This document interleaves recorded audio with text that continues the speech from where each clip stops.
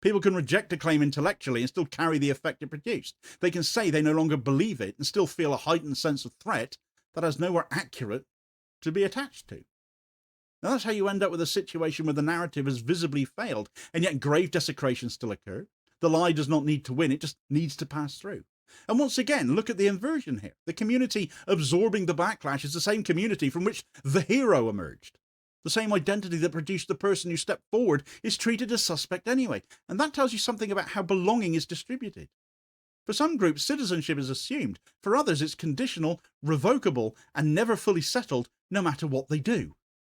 And I'll come back to that because it sits at the heart of why the Bondi attack matters beyond the event itself. And here's where Ahmed al-Ahmed comes back into the frame, because his role does more than disrupt a stereotype.